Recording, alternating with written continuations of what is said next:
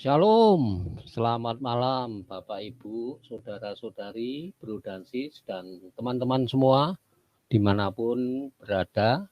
Salam jumpa kembali di Askasen 22.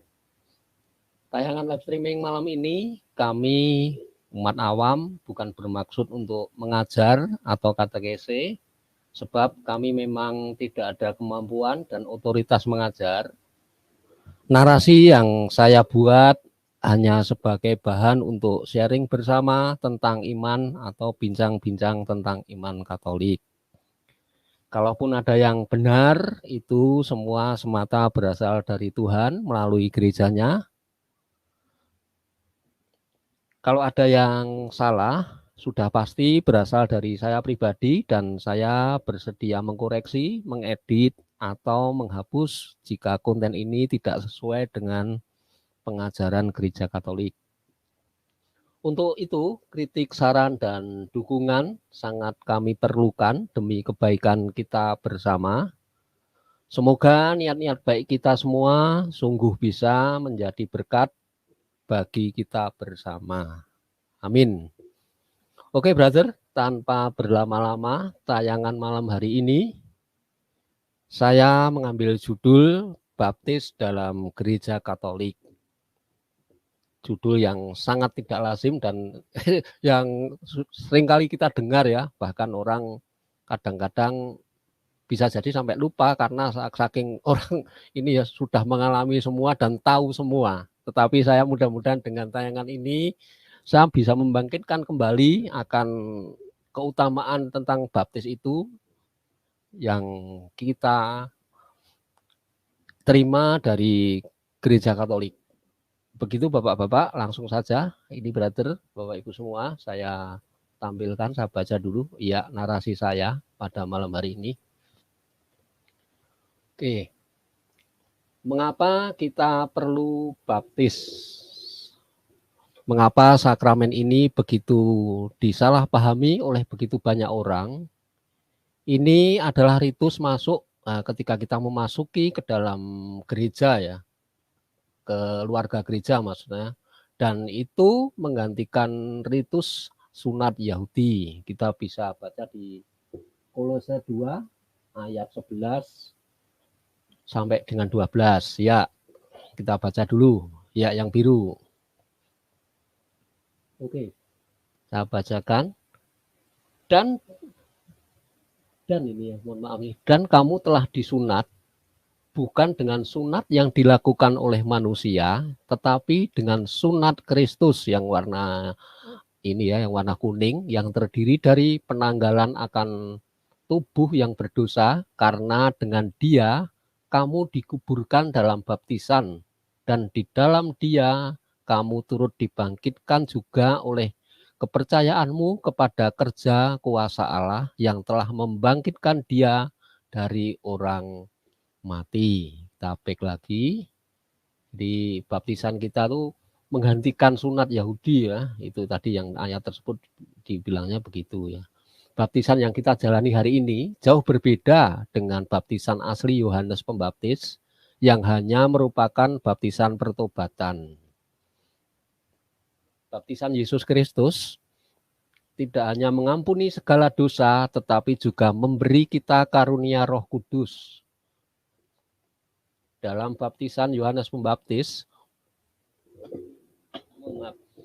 para peniten sebenarnya mengaku dosa mereka kepada pembaptis mereka yang merupakan teks bukti lain untuk sakramen pengakuan Katolik.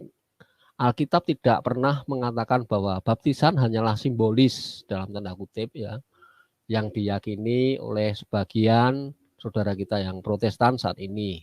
Roh Kudus bukan simbol tetapi nyata. Kita next. Sebuah ilustrasi dari baptisan Perjanjian Baru diberikan kepada kita di dalam Perjanjian Lama ketika Naaman, seorang Syria, mandi 7 kali di Sungai Yordan untuk membersihkan tubuhnya dari penyakit kusta. Kita bisa lihat di 2 Raja-Raja bab 5 ya. Kita nggak sebutkan di sini ayatnya. Ini secara langsung menunjuk pada perjanjian baru yang lebih sempurna, di mana air membersihkan jiwa kita dari penyakit dosa. Dalam Alkitab, air dan roh bersama-sama selalu berarti ciptaan baru. Kita bisa lihat di Kejadian bab 1 ayat 1, di mana roh Allah bergerak di atas air, menciptakan bumi baru.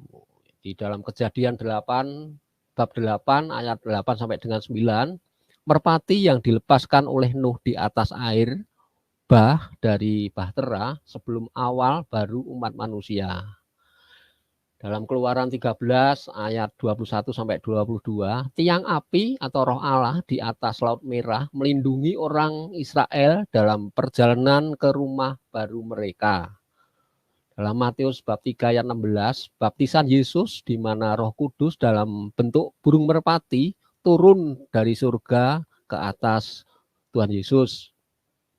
Sakramen ini yang membuat kita dilahirkan kembali di dalam Kristus, dan Roh Kudus turun ke dalam kita, tinggal di dalam tubuh kita yang adalah baitnya. Kita bisa lihat di 1 Korintus bab 3 ayat 16 ya. Kita next.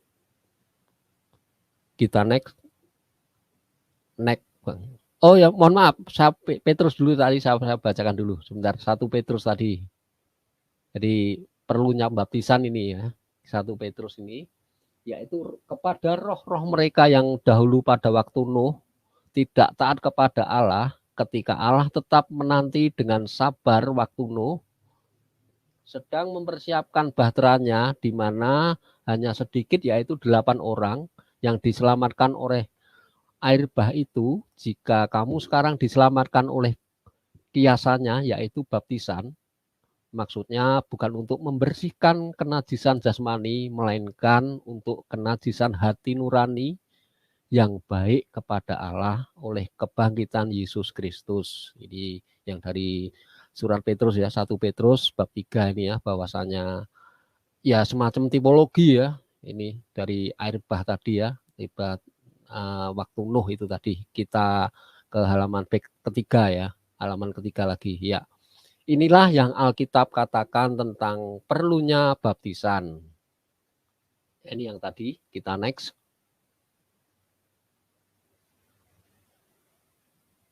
Oh belum ya. Saya teruskan yang Yohanes tadi, yang ini sudah saya baca.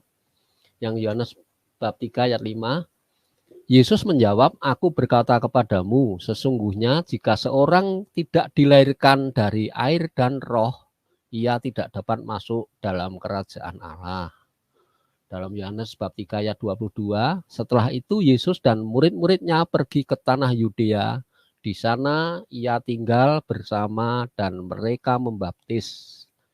Ini sebagai catatan, seolah-olah yang mengkonfirmasi bahwa dia sedang berbicara tentang pembaptisan dalam Yohanes tadi, Yohanes 3:5 tadi.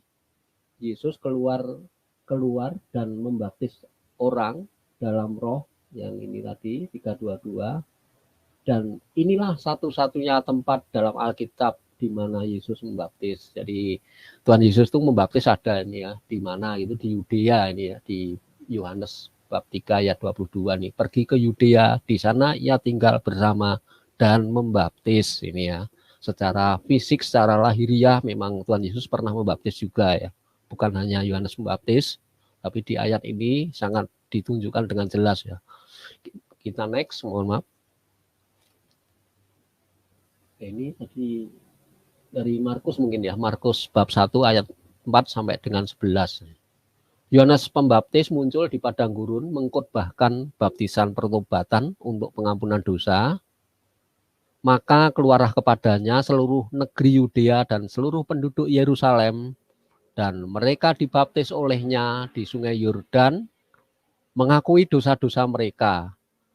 Yohanes yang berpakaian dengan bulu unta dan memiliki ikat pinggang kulit di pinggangnya dan memakan belalang dan madu hutan, dan dia berkhotbah dengan mengatakan, setelah aku akan datang yang lebih kuat, lebih berkuasa ya tentunya dariku, yang kasutnya tidak layak kubuka dan kulepaskan.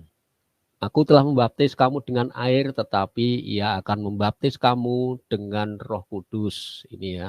Ini mungkin bahasanya agak berbeda dengan yang tertulis di Alkitab Lay gitu ya. Karena emang ini terjemahannya, jadi enggak apa-apa, enggak masalah. Tapi esensinya sebenarnya sama. Yang saya kuning ini kan esensinya itu. Kita dari Markus bab 1 ayat 9 sampai dengan 11. Pada waktu itu Yesus datang dari Nazaret di Galilea dan dibaptis oleh Yohanes di Sungai Yordan. Dan ketika dia keluar dari air, segera dia melihat langit terbuka dan Roh turun ke atasnya seperti seekor merpati. Ini Roh Allah ya, yang dan sebuah suara datang dari surga. Inilah putraku yang terkasih, kepadanya lah aku berkenan. Ya, mungkin kita next. Mungkin sebentar lagi ini, Bapak Ibu. Ini apa tidak ketutupan. Dan Petrus berkata kepada mereka, bertobatlah dan hendaklah kamu masing-masing memberi dirimu dibaptis dalam nama Yesus Kristus untuk pengampunan dosamu, dan kamu akan menerima karunia Roh Kudus. Dalam Kisah Rasul, ini juga Kisah Rasul 19 ya, 2 sampai 6 ya salahnya. Kata Yesus kepada mereka, kamu telah menerima Roh Kudus ketika kamu percaya. Jadi kalau kita sudah dibaptis, kita menerima Roh Kudus. Dan mereka berkata, tidak, kami bahkan pernah mendengar bahwa ada Roh Kudus dan dia berkuasa. Dengan apakah kamu dibaptis? Mereka berkata, ke dalam baptisan Yohanes. Dan Paulus berkata, Yohanes membaptis dengan baptisan pertobatan dan menyuruh orang-orang untuk percaya kepada dia yang akan datang setelah dia, yaitu Yesus. Mendengar hal itu, mereka dibaptis dan nama Tuhan Yesus, dalam nama Tuhan Yesus. Dan ketika Paulus telah meletakkan tangannya ke atas mereka, Roh Kudus turun ke atas mereka dan mereka berbicara dengan bahasa roh dan bernubuat. Catatan di sini kita melihat perbedaan antara baptisan awal Yohanes Pembaptis, semacam bentuk pengakuan awal, dan pembaptisan Yesus kemudian, di mana Roh Kudus benar-benar masuk ke dalam kita dan menjadikan tubuh kita baitnya. Jadi layak menjadi bait Allah, seperti itu ya. Terus kita next sebentar lagi mungkin. Ya. Yang penting yang perlu diingat tentang pembaptisan adalah bahwa Tuhan Yesus sendiri dibaptis untuk tidak hanya menguduskan air pembaptisan bagi kita semua, karena dia tidak berdosa dan karena itu tidak membutuhkan sakramen untuk menghapus dosa-dosanya. Jadi pembaptisan Yesus itu tidak untuk ini ya, karena berdosa bukan, tetapi untuk mengambil atas dosa-dosa kita melalui ruang dan waktu kepada dirinya sendiri. Kita melihat ini di dalam Alkitab 2 Korintus 5 bab 2 Korintus bab 5 ayat 21 yang warna kuning itu. Kita bacakan, oleh karena kita dibuatnya menjadi orang berdosa yang tidak mengenal dosa, supaya di dalam dia kita menjadi orang benar oleh Allah, dibenarkan oleh Allah, tentunya seperti itu ya. Inilah sebabnya mengapa iblis mencobai dia tepat setelah pembaptisan, karena dia sekarang menanggung dosa-dosa dunia ke atas dirinya. Di dalam Roma bab 6 ayat 3 sampai 6, Alkitab mengatakan bahwa kita telah dibaptis dalam kematiannya, yang berarti bahwa sakramen baptis menyatukan kita dengan Tuhan Yesus melalui penyalibannya untuk selama-lamanya. Kita next. Ketutup, mohon maaf. Tahukah kamu bahwa kita semua, tidak tahukah mungkin ya, tahukah kamu bahwa kita semua yang telah dibaptis dalam Kristus Yesus telah dibaptis dalam kematiannya. Oleh karena itu kita dikuburkan bersama dia melalui baptisan ke dalam kematian, sehingga sama seperti Kristus dibangkitkan dari kematian oleh kemuliaan Bapa, kita juga dapat berjalan dalam hidup yang baru. Karena jika kita telah dipersatukan dengan Dia dalam kematian seperti kematiannya, kita pasti akan dipersatukan dengan Dia dalam kebangkitannya seperti kematiannya. Kita tahu bahwa diri kita yang lama telah disalibkan bersamanya agar tubuh yang berdosa dihancurkan dan kita tidak lagi diperbudak oleh dosa. Dan untuk mengulangi tautan hubungan antara baptisan dan penyaliban, kita bisa lihat ayat-ayat sebagai berikut. Nah, ini yang warna ini dicoba diklik mungkin. Ya, di Markus 10 ya. Markus bab 10 ayat 38 sampai 39 ini. Ini hubungan antara salib baptis dengan penyaliban tadi ya.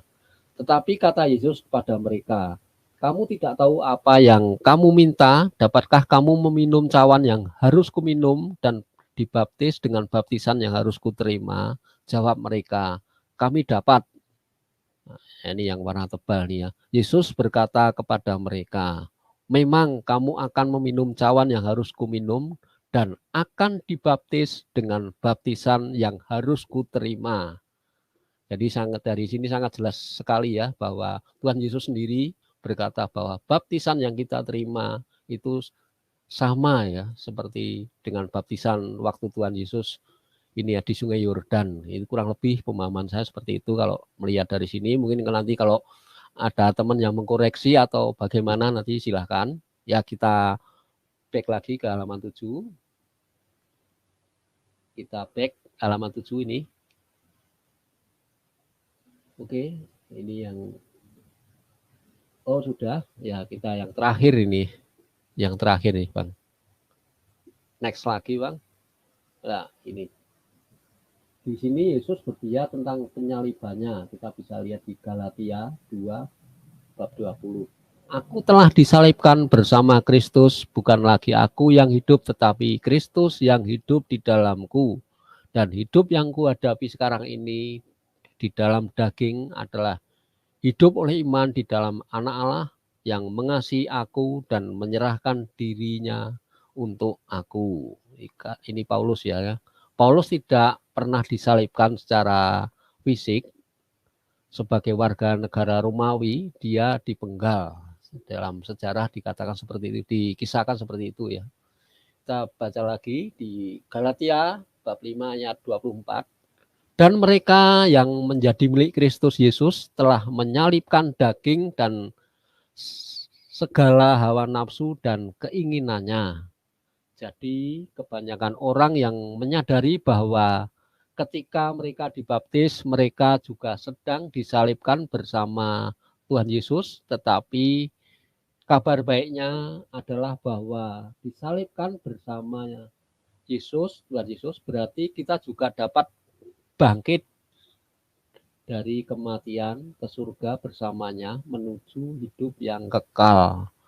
Jadi yang warna kuning tadi ya, walaupun kita disalibkan tapi kita juga punya kepastian ya, harapan tapi pasti bahwa kita nanti juga akan dibangkitkan bersama Tuhan Yesus di surga seperti itu ya. Penyaliban dengan Tuhan Yesus melalui pembaptisan ini sangat membantu menjelaskan mengapa begitu banyak hal buruk terjadi pada orang Kristen yang baik. Ini adalah bagian dari proses penyaliban. Jadi ketika kita mungkin ada orang yang ini ya berbuatnya sudah benar, tapi kok mengalami penderitaan. Nah, ini yang dinamakan proses penyaliban seperti itu. Jadi sekarang kita semua, Anda tahu perlunya baptisan. Apa yang kita atau Anda tunggu dibaptis hari ini, dan biarlah Roh Kudus hidup di dalam Anda dan jadikanlah Anda ciptaan baru. Demikian sedikit narasi dari saya tentang baptis. Kita bisa ya sudahi, saya naikkan dulu. Shalom, selamat malam, berkat dalam Pak Antonius BBC, Bang Anton. Selamat malam Pak Sayake, berkah dalam, selamat hari Minggu. Iya Bang, puji Tuhan ini tadi nggak hujan ini, kalau hujan ini agak repot juga di tempat saya. Ini suaranya keras sekali di atapnya Bang. Ini puji Tuhan ini cerah ini jadi bisa tadinya mau jam 7 tapi tadi sudah ini sama Bang Katsu, mungkin Bang Katsu juga saat ini juga sudah ini ya sedang live streaming ya tadinya. Tadinya Oh, anu ya ketempuan sama saya. Jadi saya rencana jam 7 Bang Katsu, saya kebetulan bareng ini Bang. Oke lah saya mundur jam 8. Ternyata Bang Katsu no. telat juga dia. Ya nggak apa-apa, nggak apa-apa. Jadi memang begitulah dinamika kita sama-sama ini ya. YouTuber, YouTuber kecil-kecilan ya. Begitu Bang Anton. Ini tadi kita Ya, membahas tentang baptis ya, keutamaan baptis. Jadi sebenarnya apa yang kita terima tentang baptis itu kadang-kadang kita tuh anu ya Bang, mungkin ya saking ininya ya, sudah lama sekali dibaptis. Ya, dan sering juga orang mengulas tentang baptis ini. Tapi menurut saya ya ada baiknya juga lah, barangkali nanti ada yang mendengar atau yang ini kan bisa merenungkan kembali. Oh iya, ternyata baptisan diingatkan kembali. Ternyata begini-begini kan begitu, Pak. iya, Harapan saya seperti itu sih, Bang Anton. Gimana menurut Bang Anton? Silakan iya. kalau mau menambahkan atau gimana. Wah, udah cukup jelas sih saya rasa tadi ya dari ayat-ayat yang sudah Pak Aseke paparkan tuh mulai dari tipologinya tadi kan Pak Aseke juga coba jelaskan begitu ya tentang baptisan begitu. Kemudian sampai ke tahap pelaksanaannya. Jadi ternyata seperti itu ya kira-kira rangkaiannya gitu ya bahwa memang formula baptisan kita itu kan eh, medianya itu harus menggunakan air kan, tidak ada yang lain gitu. Iya, iya, Nah, itu ternyata memang kaitannya air dengan Roh Allah itu sangat kental ya. Kalau kita baca tadi iya, betul Bang. waktu saya kayak buka di awal itu di dalam kitab Kejadian kan Roh Allah melayang-layang di atas air begitu. Nah, memang sih ada tafsiran lain ya, tafsiran liar di luar Katolik begitu yang mengatakan bahwa hanya air lah yang tidak diciptakan oleh Allah loh. Saya agak bingung gitu. Kok masih tapi ya sudahlah itu tafsiran liarnya dia gitu ya. Mungkin karena memang di Alkitab kan tidak dicantumkan ya pada hari keberapa air itu diciptakan begitu. Tapi ada sih di pra penciptaan lah itu ininya. Nah, kembali ke baptisan tadi menarik ya. Jadi kita sebagai umat Katolik apa bahwa baptisan ini adalah suatu proses inisiasi kan ya untuk Iya Bang. bersatu di dalam Yesus Kristus gitu. Tanpa melalui baptisan ya pintu gerbangnya kamu percaya sama Yesus itu apa? Bukti komitmen kita mau ikut Yesus itu kan ya jelas harus melalui yang namanya baptisan terlebih dahulu kan gitu. Dengan forma yang tentunya tepat begitu kan. Seperti itu Pak Seke. Iya, iya. Iya, betul Bang, betul Bang. Tetapi gini Bang, kita bicara soal forma ya, kadang-kadang itu di salah satu ayat tadi juga di ayat berapa tadi yang agak akhir tadi bahwa mereka dibaptis dengan atas dalam nama Yesus. Nah, itu tuh sebenarnya dalam konteks menceritakan ya, bukan konteks forma. Kalau forma kan materi, itu kan air segala macam itu ya. Jadi ada juga yang seperti itu ya Bang di luar kita itu di luar Katolik kan itu bahwa sebenarnya itu menceritakan tentang baptisan dalam nama Yesus kan begitu. Bukan bukan itu bukan sebuah forma, tetapi ada yang menjadikannya forma gitu. Nah Iya. gitu Bang Anton, mungkin tanggapan Bang Anton gimana ini kok lucu nih menurut saya. Ya, kenapa mereka menjadikan formanya ada tambahan di dalam nama Yesus gitu ya, kira-kira begitu Pak Iya, Seke iya, ya. iya, betul Bang. Ini karena memang terlalu skriptura ya, Ya, terlalu betul, betul, betul. apa? Ya memang sih kita mengakui bahwa apa namanya Alkitab itu adalah firman Tuhan kan. Ya, cuman untuk memahami hal itu bukan dengan cara yang sesaklek itu gitu dalam menafsirkan gitu ya. Kita tahu kan bahwa formula baptisan gitu yang seperti diajarkan oleh Tuhan Yesus sendiri pada saat dia apa naik ya ke surga gitu ya. Yang nanti hari Kamis kita Iya, rayakan iya, iya. sorry, hari Kamis kan ya peristiwa Pentakosta ya, Iya. kenaikan Tuhan Yesus. Nah, itu kan baptislah mereka dalam nama Bapa, Anak dan Roh Kudus. Itu sudah jelas gitu loh titahnya begitu. Nah, memang ketika kita baca di Kisah Para Rasul gitu ya, ketika Diaken Filipus itu membaptis orang Samaria itu kata-katanya membaptis dalam nama Yesus gitu kan. Saya agak sedikit lupa sih tafsirnya, tapi kenapa mereka menggunakan formula tambahan? Ya, tidak lain dan tidak bukan karena itu tertulis gitu loh Pak Seke. Nah, jadinya harus ditambahkan gitu kan. Nah, aku membaptis kamu dalam nama Bapa, Putra dan Roh Kudus di dalam nama Yesus Kristus. Ah, itu disebut baptisan Tritunggal menurut mereka. Ya itu silakan aja, sah-sah aja sih buat mereka mah, bukan baptisan secara Katolik. Jelas kalau di Iya, dalam gereja iya. Katolik tidak pernah ada kata-kata yang ditambahkan semacam itu. Kenapa? Karena kita sangat menjaga yang namanya amanat agung itu tadi kan, Iya, iya, gitu. iya. Oh, hilang Karena Bang. Sebentar, ya.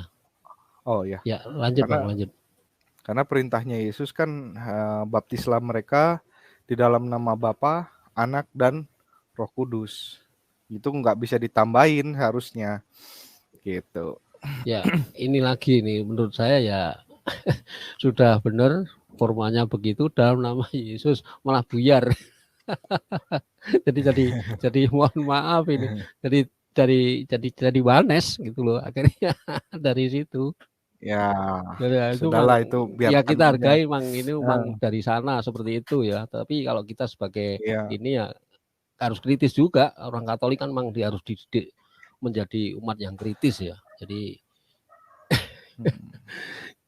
bedanya seperti Yang itu. jelas sih Makanya kalau saya ya gini Bang. Ya betul Bang, silakan Bang.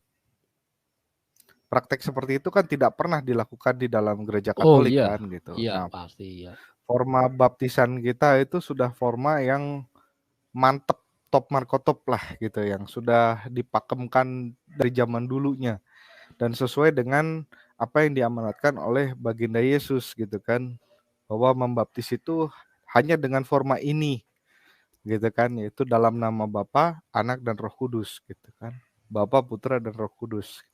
Ya, kalau nambah-nambahin ya berarti kan sebenarnya mencoba menambah-nambahin. Walaupun memang itu tertulis di dalam Alkitab, hanya memang tafsirannya bukan seperti itu begitu. Iya, Nah, itu iya, dia iya. kan.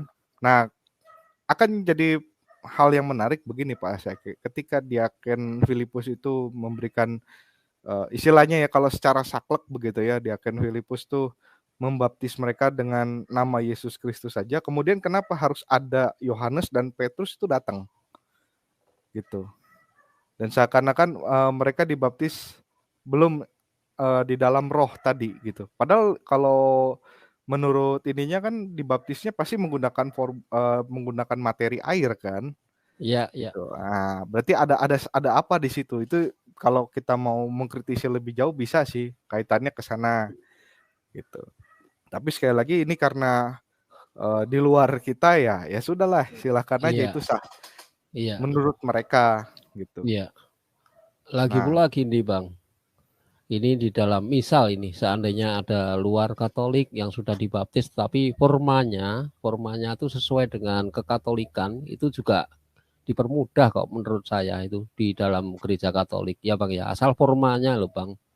iya Kalau formanya soal sama. soal ini sih setahu saya ini formanya yang penting kan. Formanya ya. Kalau formanya itu sudah diakui ya sudah berarti Iya, sudah iya, masuk sudah sah juga kan. Tinggal sah cuman begitu. kan yang menyatakan sah itu kan harus seorang imam yang tertasbih ya Bang. Iya Bang. Tertahbis ya. Sebenarnya Ya, gini Pak, saya kayak untuk forma baptisan atau ketika membaptis itu ada kalanya ya umat awam seperti kita pun juga bisa iya, iya membaptis, bisa. Keadaan hanya darurat Bang.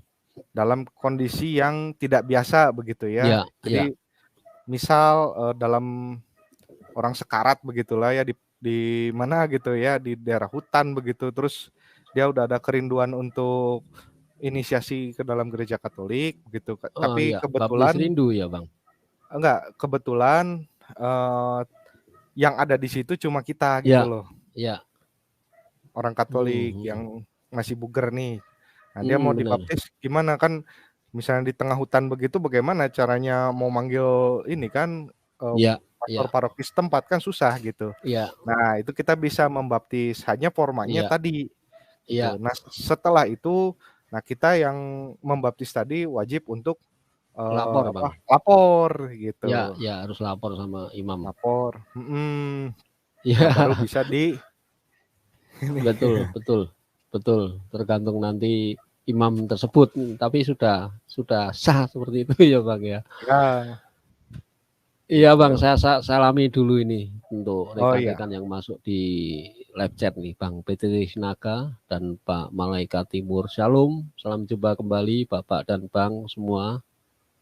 Ini kebetulan juga ada yang live, jadi tidak masalah lah kita live sendiri. Nanti pelan-pelan, mudah-mudahan bergerak gitu loh Bang Anton untuk ah, peningkatan viewer jumlah penonton lama-lama. Kita bangkit lagi Bang Anton. mm-mm. Ya nggak apa-apa lah, kan kalau apa, ini bisa bangkit lagi lah Pak Saeke ya, gitu. Kita anu Semangat Bang, aja sih. kalau kita yang enu saja, apa ya, yang saya kupas ini yang simpel-simpel saja, jadi nggak terlalu Mhm. anu ya, dokumen kita memang nggak bisa ya, nggak punya otoritas, nggak punya kemampuan, jadi ya yang Oh, kalau bisa yang justru yang ini aja, yang ringan-ringan seperti ini, Bang. Kadang-kadang justru kita lupakan. Yang penting tapi kita lupakan seperti itu. iya. Di segmennya memang beda, nggak terlalu anu rumit, abot-abot nanti berat kan begitu Bang. Eh, Segmennya sendiri-sendiri pasarnya. yang jelas sih kalau yang namanya baptisan nih penting-penting banget, karena kalau nggak ada baptisan ya Iya, lewat mana, iya, iya benar. seorang itu diakui masuk ke dalam gereja Kristus atau tidak, atau masuk bagian di dalam dia atau tidak, kan gitu. Iya, iya. Ya itu kan Bang sudah digambarkan itu tentang pertemuan Nikodemus dengan Tuhan Yesus ya kan. Seperti itu Bang. Mhm. Awalnya kan harus Ya, itu kan bicara tentang ya dalam tanda kutip pembaptisan juga kan. Dilahirkan ya, kembali kok Bang. Ya lahir Bang, betul Bang. baru. Nah, kan Betul nggak Bang? Kalau salah iyalah, dikoreksi loh Bang. iyalah. Ya, yang disebut lahir baru itu kan ketika kita memberi memberi diri Iya, untuk dibaptis, artinya betul, betul. dalam keadaan apa namanya, kesadaran penuh gitu ya. Kan kebetulan saya juga kalau boleh sedikit cerita, saya ini kan juga baptisnya dewasa Pak, saya kayak Iya, sama Bang. waktu SMA gitu, kurang lebih. Jadi bukan baptis anak-anak gitu. Nah, memang harus, katekumen dulu kan. Nah, itu nggak sebentar gitu katekumennya. Nggak boleh bolos lagi. Kalau bolos nggak ada alasan ya udah balik. Ya kalau balik saya jadi ateis lagi, Pak.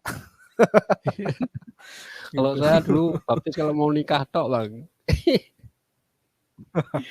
Ya Oh beli ya ini, nikah ya. mau nikah baru baptis, tapi maunya ya ya orang gereja bukan dengan yang lain. Jadi sudah ini ya, tapi besok aja lah jangan diikuti nanti teman-teman. Jadi orang ngawur ini saya.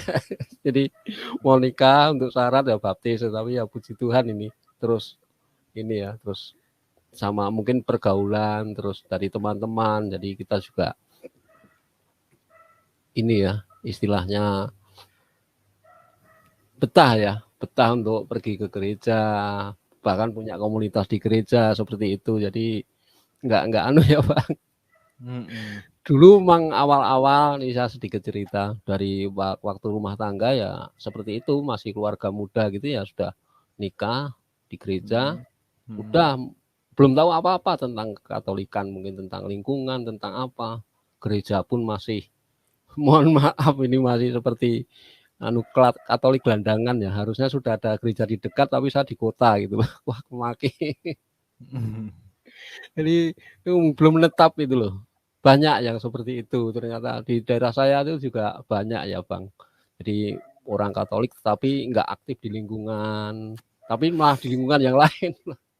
Nanti kalau ada apa-apa lah itu repotnya di situ ternyata. Saya baru tahu setelah saya aktif, Bang. Kalau nggak aktif ya nyaman-nyaman saja. Ini sekedar pengalaman yang kurang baik, tetapi mungkin untuk ada yang seperti saya dan bisa direnungkan untuk jangan seperti itu. Mungkin begitu Bang Anton. Iya.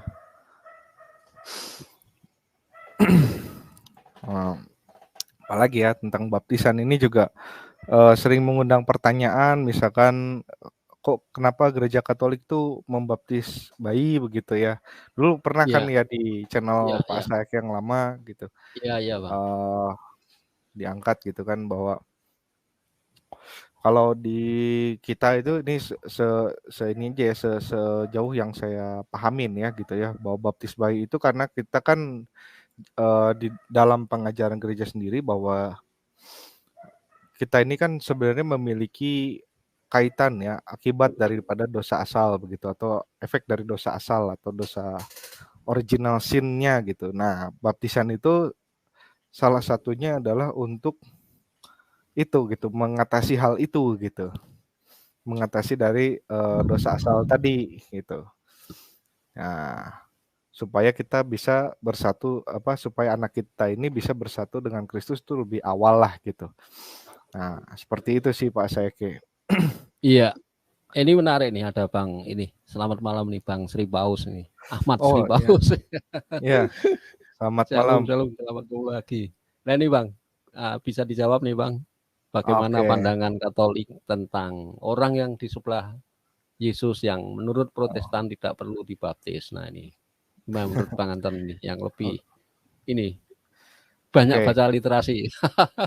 Enggak juga lah, saya juga sama-sama belajar Pak, saya gitu. Ini saya berbagi aja apa yang saya pahamin aja ya.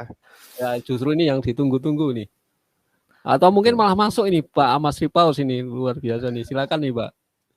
Sudah saya sematkan ini untuk linknya. Tapi ya monggo silakan Bang Anton dulu, silakan dijawab. Oke, berkaitan dengan Dismas ya, kan orang yang disalibkan di sisi Yesus itu ada dua kan, ada Dismas dan Gestas. Nah, untuk Dismas ini sendiri ya, yang saya pahami itu di dalam gereja Katolik kita meyakini ada 3 jenis pembaptisan ya, Pak Sayake. Ada ya, baptis yang normal seperti biasa lah ya, dibaptis air begitu, baptis pertobatan gitu kan. Ada yang disebut dengan baptis rindu ya, ada yang disebut juga dengan baptis darah begitu kan. Nah, kalau untuk Dismas sendiri ya, nah itu kan memang tidak dibaptis secara langsung kan, ya menggunakan forma air gitu. Tetapi di situ ada kerinduannya Dismas, ya ada pengakuannya Dismas ya. Kalau engkau datang sebagai raja, saya lupa sih redaksi kalimat kata-katanya dalam Alkitab, tapi kurang lebih begitulah ya. Betul Bang. Kalau ingatlah akan aku begitu kan, nah paling ininya ya, tolong ingat saya gitu kan. Dan Yesus sendiri langsung mengatakan bahwa pada hari ini juga engkau akan bersama-sama dengan aku di Firdaus. Nah itu kalau yang saya nalarkan gitu ya, yang sepemahaman saya, bahwa itu masuk dalam kategorinya baptis rindu gitu. Seperti itu sih Pak Sayake. Iya betul Bang. Itu seperti yang saya awal tadi saya narasikan ya Bang, bahwasanya baptisan Yesus itu bukan karena Tuhan Yesus itu berdosa kan, seperti itu. Awal-awal pembaptisan Tuhan Yesus itu. Maksudnya Tuhan yang ini loh, maksudnya dari air dan roh tadi yang Allah sendiri ya, kepadamu akulah berkenan itu kan. Nah, itu kan bukan karena Tuhan Yesus itu berdosa kan, seperti itu. Komparasinya seperti itu. Ini karena memang tadi baptis rindu dan Tuhan Yesus sendiri yang ada di sampingnya. Jadi ya itu sangat super khusus ya Bang ya. Tidak semua orang mengalami. Ya toh Bang? Ya, tapi baptis rindu itu juga ya itu tadi Pak saya kayak misalnya makanya dirumuskan sebagai baptis rindu gitu loh. Tapi waktu itu kebetulan apalagi terkhusus waktu itu memang Tuhan Yesus sendiri kan itu. Tapi walaupun begitu, Ya, saat ini juga masih kita terima kan sebagai baptis rindu. Gitu ya, ya, Bang. Tapi kan orangnya ya, nggak terus terus banyak kan seperti itu kan nggak terus, oh ini aja boleh berarti ini boleh kan nggak. Itu kan ya. pengecualian ya, Bang ya. Seperti Ada ini ya, ada Bang. kondisi tertentu lah ya, kayak Ah, penjahat yang di samping kanan Yesus tuh kan nggak mungkin turun lagi kan, udah divonis bakal mati begitu. Kan nggak mungkin, "Oh turun dulu, habis itu saya baptis, habis itu kau mati lagi," gitu, kan nggak bisa gitu kan kondisinya, makanya ya kan kan? khusus super khusus ini ada yang lain gitu Ya, loh, Bang. Lagi pula ya, seperti ini ya. Seperti kalau logika yang sama itu seperti Bunda Maria ya. Bunda Maria itu ya satu Bunda Maria. Nggak ada mhm, perempuan lain yang seperti Bunda Maria. Makanya ya itu benar-benar Allah sungguh berkenan bahwa dia otomatis ya suci ya. Karena yang mhm, melahirkan Tuhan Yesus ya kan dengan logika yang sama seperti itu ya. Jadi tidak ada orang lain seperti itu ya, Bang. Maksudnya ya satu itu aja. Oknumnya gitu loh, Bang. Yang ya, mengalami itu kan di dalam sejarah kan yang berkenaan dengan di samping Tuhan Yesus ya memang sekali orang tersebut si Gestas itu Dismas ya, Dismas tersebut Dismas, ya seperti mhm, Bunda Maria kan di dalam sejarah kehidupan manusia ya cuman Bunda Maria itu saja. Jadi ada ini ya, ada yang sangat khusus gitu loh, Bang. Betul mhm, Bang ya? iya, Mungkin seperti itu. betul. Semoga menjawab ya Pak Ahmad Seripaus. Oke, Lukas 23:42 Oh ini ia ya berkata, diingatkan. mhm, Ini oke, Bang.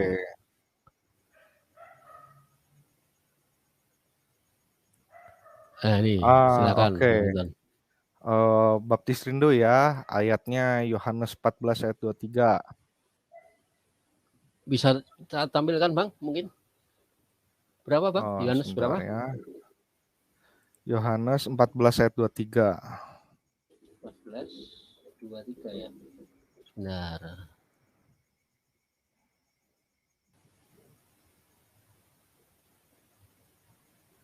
Jadi pengertian baptis rindu itu seperti ini sih ya.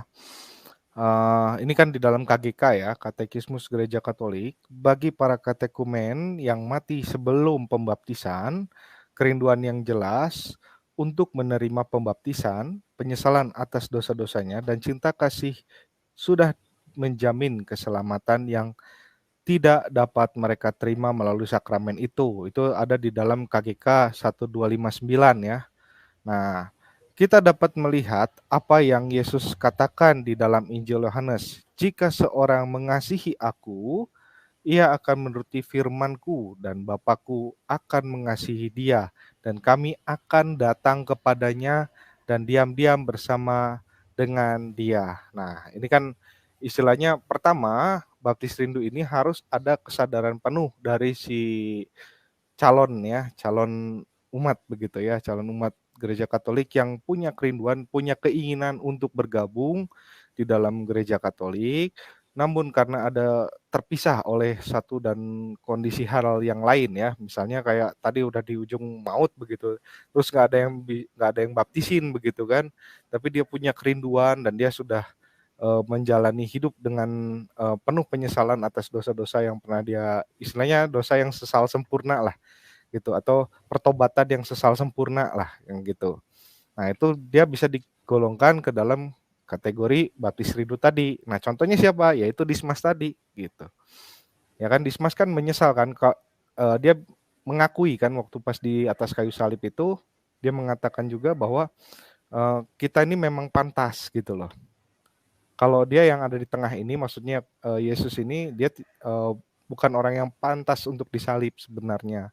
Seperti itu sih. Jadi si penjahat ini juga kalau kita merefleksikan ya bahwa si penjahat ini pun juga memiliki penyesalan yang sempurna gitu kan. Nah, itulah makanya Yesus langsung mengundang itu salah satu contoh konkretnya ya dari baptis rindu itu tadi. Begitu. Iya, terima kasih Bang Anton. Mudah-mudahan sudah menjawab ini. Silakan masuk nih Bang Ahmad Tripaus ini. Kita Mungkin bisa linknya ngobrol kali. nyantai di sini. Ya apa? Linknya Bang? Mungkin linknya. Oh udah ya. Linknya tak sematkan lagi Bang. Bentar Bang. Belum. Oke, ini biar bisa menambahkan ini, syukur-syukur nanti pelan-pelan nanti.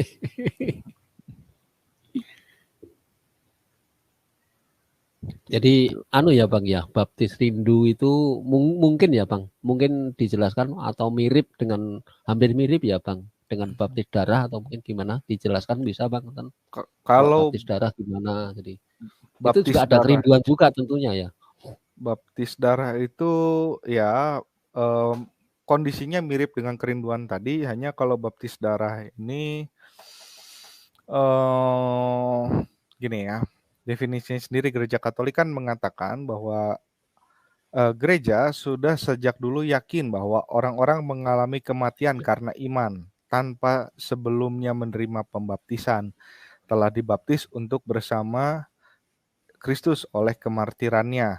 Ya. Pembaptisan darah ini, demikian pula kerinduan akan pembaptisan menghasilkan buah-buah pembaptisan walaupun tidak merupakan sakramen. Nah, itu KGK 1258. Ya. Kita juga melihat di dalam Injil Matius mengatakan setiap orang yang mengakui aku di depan manusia, Oh aku iya, juga akan mengakuinya di iya, depan Bapakku yang di sorga. Gitu. Lebih lanjut, Yesus mengatakan, barang siapa mempertahankan nyawanya, ia akan kehilangan nyawanya. Dan barang siapa kehilangan nyawanya, karena aku, ia akan memperolehnya. Nah, ini adalah janjinya Tuhan Yesus sendiri gitu ya. Gitu. Jadi walaupun misalnya eh seseorang itu belum dibaptis gitu ya, tetapi satu karena dia udah punya kerinduan, kedua ketika dia membela akan imannya gitu ya, misalnya dia sudah menyatakan diri percaya kepada Tuhan Yesus, nggak taunya besoknya tuh tahu orang itu dibacok nih, meninggal gitu loh, belum sempat iya, menerima pembaptisan, gimana ya itu kategorinya bisa masuk ke dalam pembaptisan darah gitu ya, meninggalnya karena apa ya, karena dia mempertahankan imannya gitu, iya, iya. iman Mungkin kepada ini Yesus ya Bang, Kristus. mungkin contohnya seperti Santo Stefanus sama Santo Tarsisius ya, mungkin mungkin itu ya Bang ya. Saya kurang begitu ini. Kalau Stefanus seingat saya tuh sih sudah dibaptis dulu Oh, ya sudah Pak saya. dibaptis. Ya, ya, ya, Heeh. ya. Nah, Kalau memang ini dia Bang, sebagai Tarsisius martir sudah pertama. dibaptis Bang? Tarsisius saya belum baca biografinya, nanti kalau Iya, sudah. Heeh. Saya belum baca kalau Tarsisius.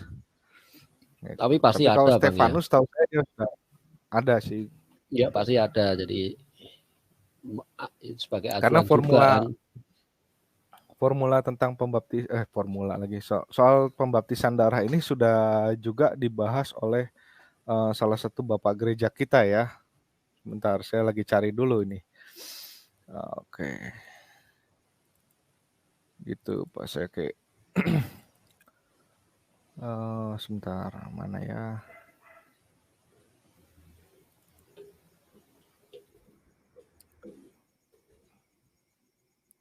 Sudah pernah disinggung tentang pembaptisan darah begitu. Bentar, saya buka PowerPoint-nya dulu ya. Benar Bang, saya juga tak Mm-mm. nyali Bang. Kita belajar bersama ini Bang.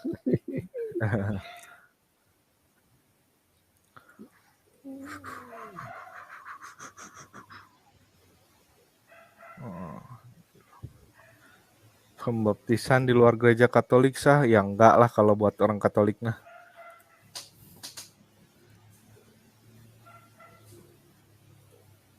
Pembaptisannya yang tidak sesuai dengan forma ya, Iya, gitu.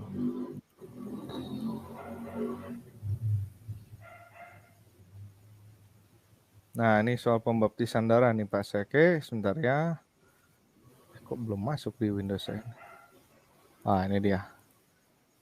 Ini waktu seminarnya Romo Bayu Ruseno, iya udah Bang. udah keangkat belum? Oke, siap. Nah, ini Bapak Gereja ya, di sini ada Santo Siprian dari Kartage ya, tentang pembaptisan darah. Katekumen itu memegang iman dan kebenaran gereja yang kuat dan maju dari perkemahan ilahi untuk berperang melawan iblis dengan pengakuan penuh dan tulus kepada Allah Bapa dan Kristus dan Roh Kudus. Kemudian bahwa mereka pasti tidak kehilangan sakramen baptisan yang dibaptis dengan baptisan darah. Nah, istilah baptisan darah itu dari sini, gitu ya. Yang paling mulia dan terbesar, yang mengenainya juga Tuhan berfirman bahwa Dia memiliki baptisan lain untuk dibaptis. Lukas 12 ayat 50. Silakan nanti teman-teman bisa dibuka ya. Nah, kemudian tetapi Tuhan yang sama menyatakan dalam Injil bahwa mereka yang dibaptis dalam darah mereka sendiri dan disucikan oleh penderitaan disempurnakan dan memperoleh anugerah janji ilahi. Ketika dia berbicara kepada pencuri dengan percaya dan mengaku dalam sengsaranya dan berjanji bahwa ia akan bersama dengan dirinya sendiri di surga. Oke, saya mohon maaf tadi berarti contoh Dismas itu bukan masuk ke kategori baptis rindu ya, tapi maksudnya ke baptis darah. Tapi sebenarnya esensinya hampir mirip gitu ya. Nah, itu ada di Lukas 23 ayat 40 sampai 43 gitu. Surat Siprianus dari Kartago gitu. Ada ini pembaptisan hasrat gitu ya atau pembaptisan rindu. Ini dari Santo Ambrosius ya. Nah, mendengar engkau meratap karena Kaisar Valentinan belum menerima sakramen baptis. Nah, contohnya siapa ini? Kaisar Valentinian, sorry ya. Belum menerima sakramen baptis. Katakan kepadaku, apa lagi yang bisa kita miliki kecuali keinginan untuk itu, permintaan untuk itu. Nah, dia juga sekarang memiliki keinginan ini dan setelah dia datang ke Italia, itu dimulai dan beberapa waktu yang lalu dia menandakan bahwa dia ingin dibaptis oleh saya, gitu ya. Nah, apakah dia tidak memiliki rahmat yang dia inginkan? Apakah dia tidak memiliki apa yang dia cari dengan sepenuh semangat? Tentu saja, karena dia mencarinya, dia menerimanya. Apalagi artinya, ya, setiap orang yang benar akan mati, jiwanya akan tenang. Ya, di Kebijaksanaan 4 ayat 7. Nah, simpati atas kematian Valentinian dari Santo Ambrosius. Ya. Nah, ini yang disebut dengan pembaptisan hasrat gitu. Kemudian selain Ambrosius juga ada Santo Agustinus dari Hippo ya. Jika orang-orang yang belum dibaptis mati mengakui Kristus, pengakuan ini memiliki faedah yang sama untuk pengampunan dosa seolah-olah mereka dibasuh dalam kolam baptisan yang suci. Karena dia yang berkata, jika seorang tidak dilahirkan dari air dan roh, ia tidak dapat masuk ke dalam kerajaan Allah. Yohanes 3 ayat 5, tadi juga sudah dibacakan Pak Asayake ya.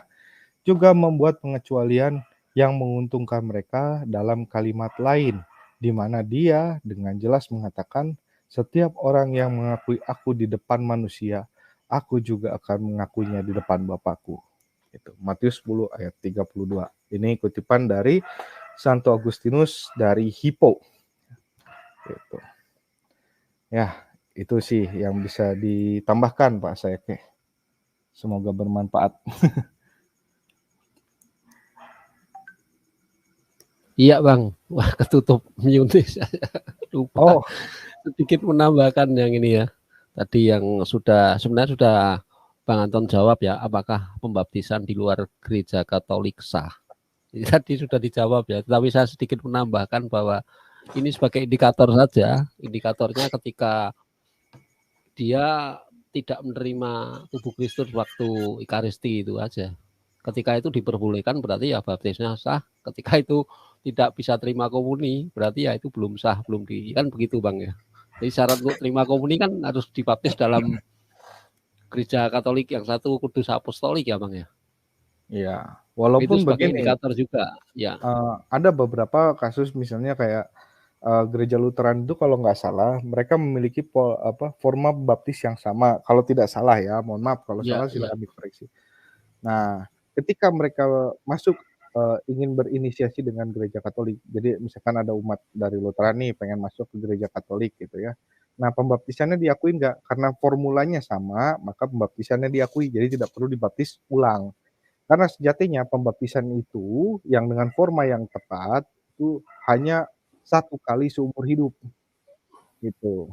Iya, Satu iya, kali betul seumur Bang. hidup. Gini, maksud saya ini Bang, ketika ada yang non Katolik tapi sudah dibaptis di luar Katolik, tetapi mau menerima komuni, tapi kan tetap ini ya Bang, kalau gereja tersebut Kalau tidak ada ini ya, kalau semacam, komuninya mah belum, karena kan nah makanya itu indikator saya berarti komuninya mah sah belum, sah tidaknya kan salah satunya belum, belum, seperti itu ya. Tapi kalau memang belum, baptisan itu ya harus sekali ya Bang ya, seumur belum, hidup karena itu seperti itu. ibaratnya dibaptisnya mah oke, diterima gitu ya, Ya, nama ya cuman baptisnya diterima. ada ada kan, setelah pembaptisan tuh kan ada janji baptisnya juga kan atau ada apanya ya, setelah pembaptisan tuh kan ada tata cara lagi gitu loh yang harus diikuti dulu, baru benar-benar bisa masuk dalam kepenuhan gereja gitu kan. Ya kayak saya waktu baptis dewasa gitu kan ya, nggak langsung ini kan, nggak langsung terima komuni begitu udah dibaptis, kan ada ininya dulu, ada apa namanya, komuni pertama lah istilahnya. Ya itu baru kalau sudah itu ya udah baru boleh terima komuni kudus gitu, gitu. Iya, Dan wah terima ini saya agak agak kesulitan ini. Yang dimaksud tulisannya Bang Naga ini. Mungkin bisa dijelaskan Bang Anton ya yang ini saya tampilkan. baptis darah dan baptis rindu ini memang kadang agak sama agak beda. Karena yang diacu itu adalah kondisi tertentu Pak saya kayak Ya, gitu. Kalau yang baptis darah tadi itu karena misalnya dia ingin membela keadaan iman begitu kan atau ada kemartiran gitu.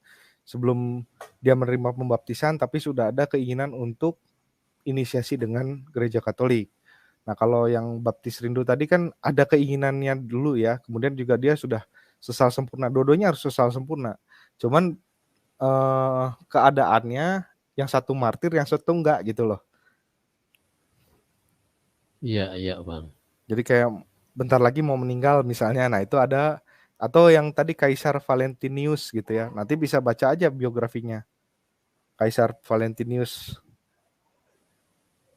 Ini Bang, ini masih penasaran nih Pak Ahmad Sirpaus mungkin penjelasannya yang lebih lebih makjleb lagi nih. Gimana nih Bang Oke, Anton bahasanya gini. nih?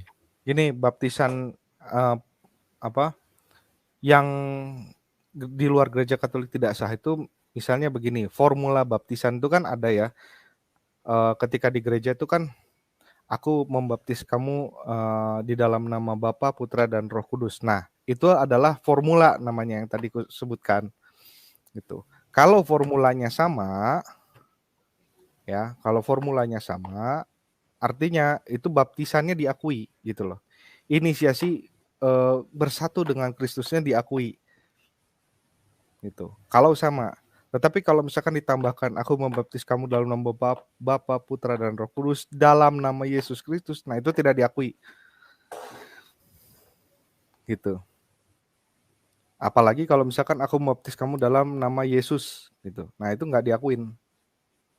Bukan jadi bagian dari gereja Katolik gitu. Sama sekali. Ya, mudah-mudahan Simpelnya sudah gitu ya. tidak. Ya, ya sebenarnya seperti itu.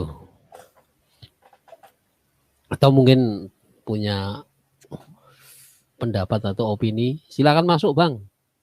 Kita nyantai di sini.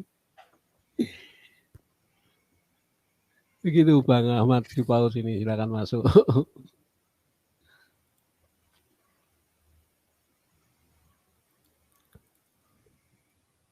Ya Bang Anton, mungkin ada yang lain lagi mungkin mau disampaikan.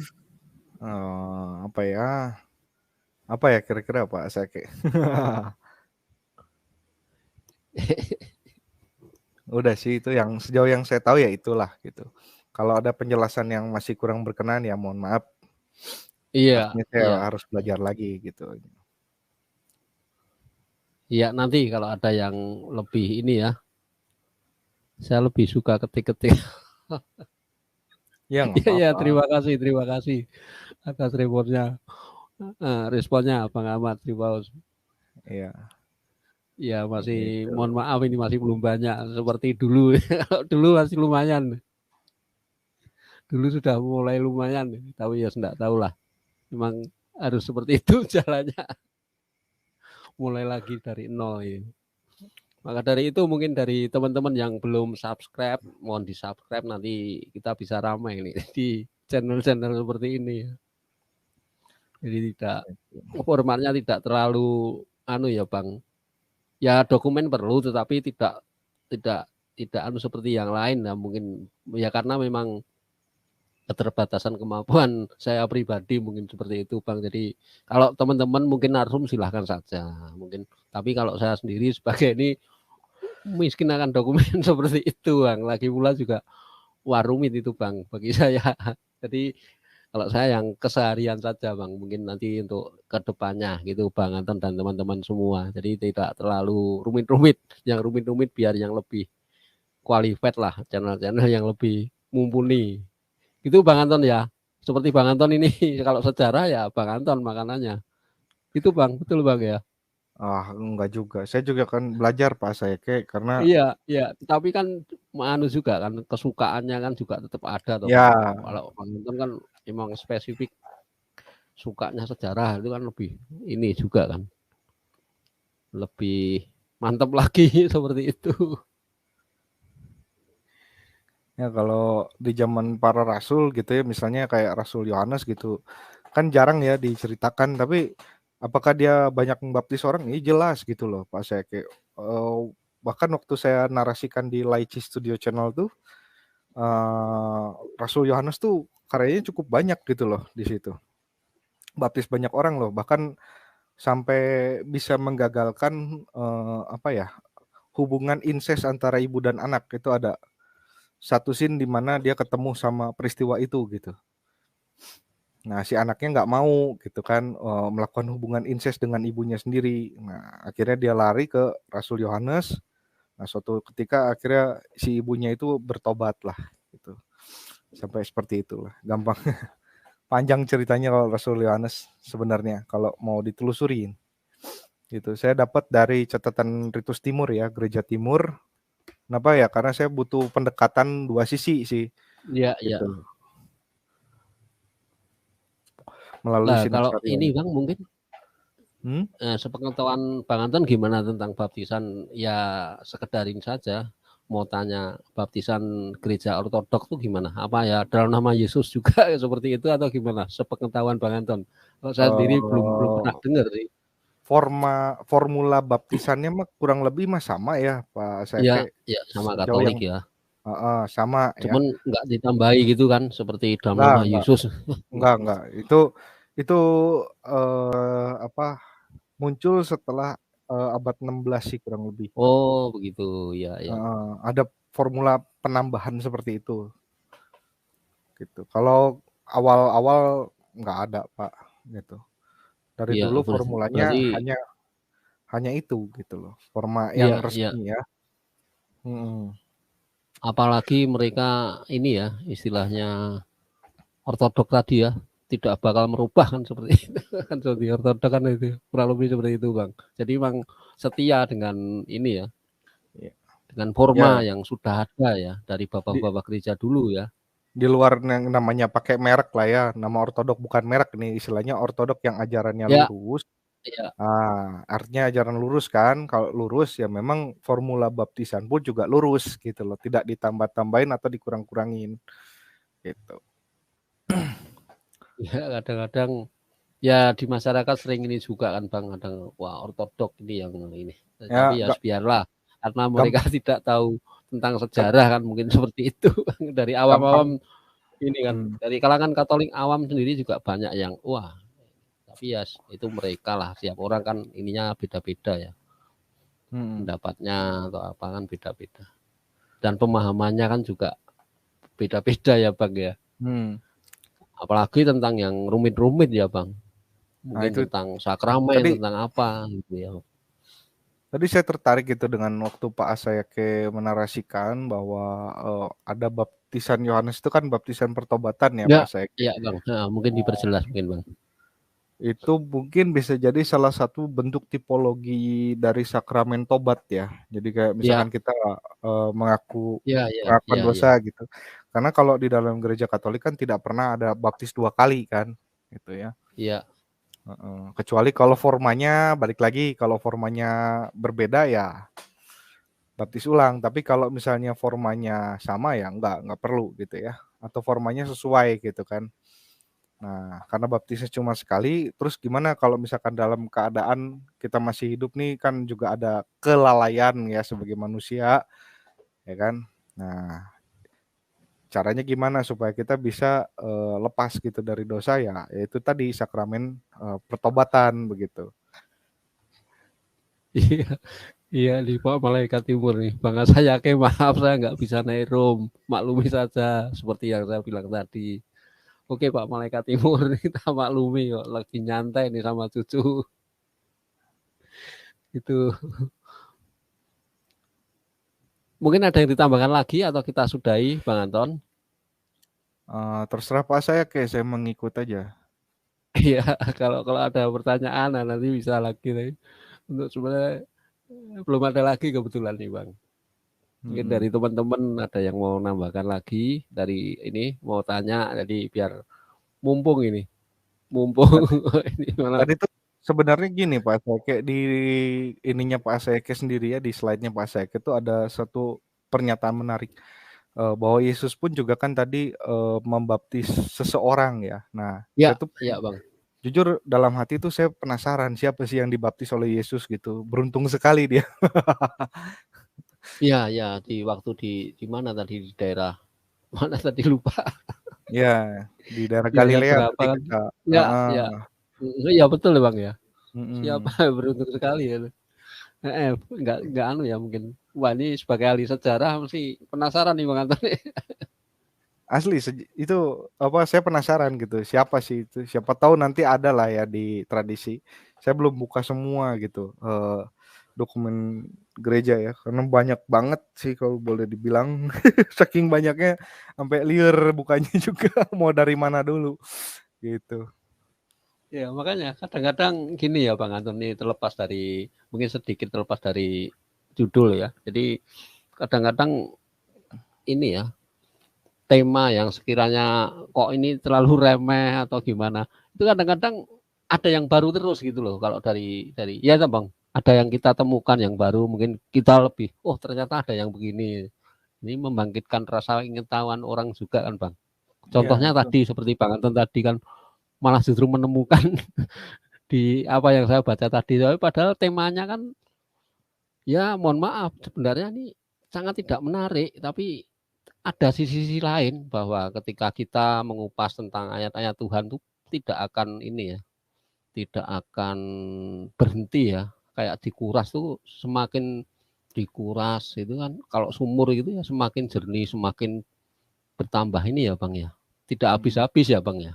Kan ya, begitu. Walaupun secara dalam tanda kutip boseni, tetapi secara ini kan nggak seperti itu ya Bang. Pasti ada nilai-nilai yang ada lagi yang lain, ada yang lagi yang lain. Itu ya Bang yang bikin penasaran kan. Kan seperti itu Bang Anton. Betul nggak Bang iya, Anton? iya, gitu. Ini greget juga sih siapa ya yang dibaptis. Saya coba cari-cari ini. Mungkin tanya-tanya teman-teman ini yang lebih pengalaman ini. Yang dokumennya sak tumpuk. Hmm, aduh. Ya nantilah ini mah. Kalau udah ada Ya, jawabannya, heeh, ntar di-share-kan lah. sementara disimpan dulu. Heeh. Tapi itu jujur itu pertanyaan yang agak sulit itu kalau itu. Karena memang harus gali data sejarah sih. Siapakah orang yang dibaptis oleh Betul. Yesus? Heeh. Termasuk juga gini sih Pak, saya kayak misalkan 70 murid gitu ya. Siapa aja Ya, sih ya, anggotanya ya, 70 murid ya. kan di dalam Alkitab Mhm, tidak mhm, tersingkap mhm. dengan jelas Betul, gitu ya. ya. Makanya memang sungguh sangat tepat kalau Gereja Katolik mengambil posisi bahwa tidak hanya dari Alkitab saja gitu. Karena Ya, memang Alkitab ya, kalau boleh dibilang nggak semuanya keisi penuh gitu loh, nggak semua ya, diceritakan betul. kronologis detailnya gitu. Ya, Tapi garis besar yang bisa dijadikan sebagai acuan gitu ya atau patokan. Nah, patokan secara tertulis gitu kan. Nah, yang tidak tertulisnya ya itulah yang disebut dengan tradisi alias ajaran lisannya gitu. ya, ya, betul, betul. Walaupun yang tradisi juga kan udah mulai ada sih yang tertulis kayak misalkan di Dake gitu kan itu juga tertulis kan Ya, ya, lisan tapi yang mulai dituliskan gitu. ya, ya. Ya bersyukur lah kita sebagai orang Katolik itu lengkap ya Bang. Bahkan sumber iman juga lengkap ya, tidak hanya satu ya, tidak hanya Alkitab tapi ada magisterium sama tradisi suci kan. Itu Iya, lengkap, jelas-jelas lengkap ya. karena Ketika memang itu ya, gini sih Pak Syake, ketika kita hanya berpatokan pada Alkitab, apakah itu baik-baik? Hanya kurang lengkap. ya, Nah, ya, ketika kita misalkan kurang lengkap dalam menimba informasi gitu, itu juga bisa jadi ada kesalahan penafsiran ya, gitu. ya, Nah, contoh kayak yang tadi misalnya formula pembaptisan. Kenapa ketika Diaken Filipus itu membaptis dalam nama Yesus sampai datang Rasul Petrus dan Yohanes ke sana agar dibaptis dengan Roh Kudus. Nah, itu perlu digali lagi gitu sebenarnya. Itu kan. Karena memang di dalam Alkitab sendiri kan ada hal-hal yang tidak tersingkap secara langsung gitu. Ada yang disingkapkan, ada yang beberapa yang perlu kita pelajari lebih dulu gitu ya, detail sejarahnya gimana gitu. Kalau saya nikmatin Alkitab mirip seperti baca ini sih, sejarah dulu gitu sih Pak Seke. iya, iya. Ya Gitu. emang ini ya Bang, kalau dulu yang pernah saya baca tapi bener enggak, saya mungkin kurang lengkap juga bahwa kitab itu bukan hanya sejarah ya Bang ya. Tapi Bukan kan hanya ada sejarah memang. kandungan filsafat, teologi segala macam ya. Jadi emang ketika ketika itu cuman dijadikan satu itu saja, itu ya sulit ya. Ya, Itu makanya pasti tafsirnya.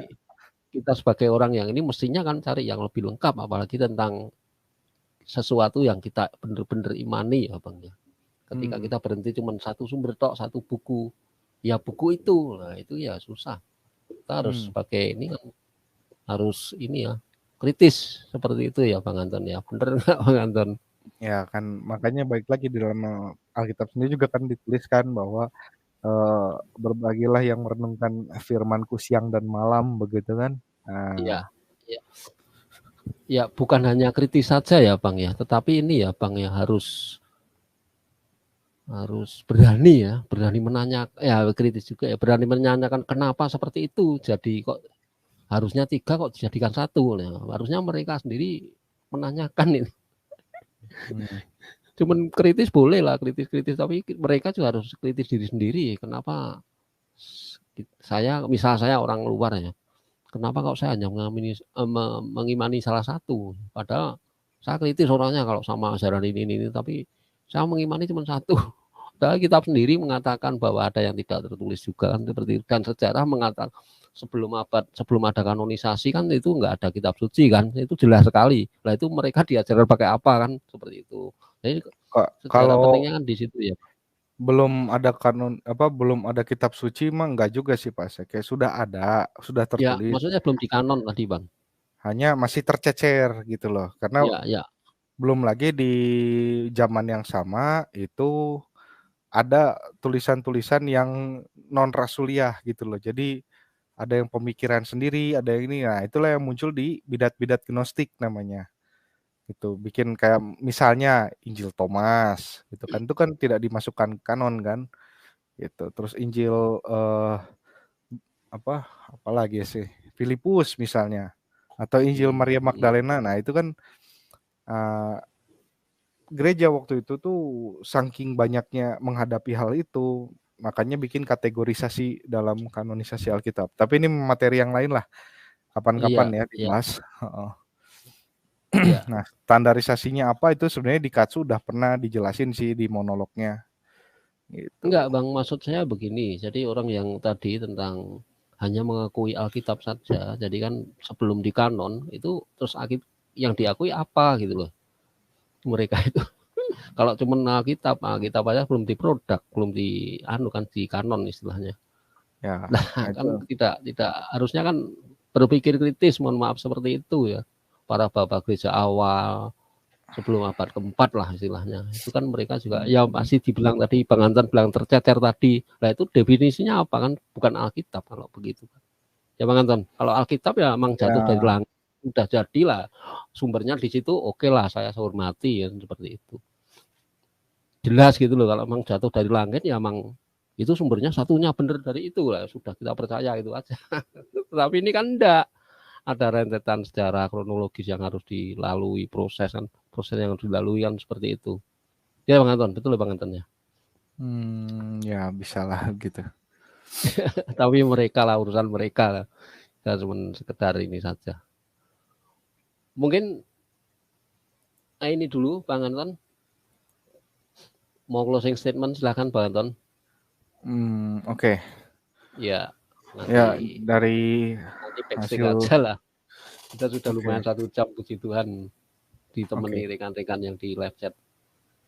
Ya artinya gini ya, yang namanya baptisan ini jangan sampai disalahartikan bahwa baptisan itu tidak penting, yang penting percaya Yesus. Iya, betul percaya Yesusnya, tetapi kalau tidak melalui proses baptisan, ya apakah kamu sudah benar bersatu atau berada di dalam Yesus Kristus gitu? Sudah satu ini sudah masuk ke anggotanya kubunya Yesus atau belum begitu loh. Kalau belum melalui baptisan, ya lewat mana? Karena baptisan ini adalah pintu gerbangnya. Nah, kalau mau di akhir-akhir ya mending kalau keburu ya Pak Sayake ya gitu kan. Kalau nanti aja lah Iya. dibaptis. Nah, itu mending kalau keburu. Kalau nggak keburu, udah keburu mokat duluan. Nah, mau gimana? Apakah kamu sudah masuk dalam persatuan yang penuh dengan Tuhan Yesus Kristus gitu? Kalau tidak, ya maka berhati-hatilah. Lebih baik sedia payung sebelum hujan, alias ya sadarilah bahwa baptisan ini merupakan sesuatu hal yang penting, di mana ini adalah pintu gerbang kita masuk berada di dalam kesatuan dengan Tuhan Yesus Kristus. Itu aja sih. Terima kasih Pak Seke. Ya, wah ini untuk dijawab di mungkin lain waktu ini dari Bang PTT ini tadi yang dibilang. Apakah Yesus pernah membaptis? Yesus Kristus tidak pernah membaptis secara fisik, namun dia memerintahkan murid-muridnya untuk baptis dalam nama Bapa dan Anak dan Roh Kudus. Nah, mungkin nanti dijawab di Bang Anton, di BPC atau di ini ya Bang. Nanti dulu lah, saya lagi banyak kerjaan soalnya jadi. Oh ya, ya atau nanti di backstage kita sekedar ngobrol-ngobrol bisa nih. Terima kasih Bang PTT Naga, Pak Malaikat Timur, Bang Ahmad Sri Paus, dan tadi Pak siapa tadi? Satu lagi tadi Ya. Bang Petrus Batu Karang ya. Terima kasih sudah menyempatkan masuk di live chat. Terima kasih atas supportnya dari Bang Anton dan yang bapak-bapak yang dari live chat. Mungkin dari statement Bang Anton sudah melengkapi ya. Di panjang lebar sudah sedikit saya ini. Nah, tadi statementnya, penekanannya sudah dari Bang Anton, sudah lumayan. Terima kasih Bang Anton Ya. atas supportnya di Askasen 22. Ini ya, mungkin di lain kesempatan kita bisa berjumpa kembali. Selamat malam, shalom, terima kasih semuanya, berkah dalam.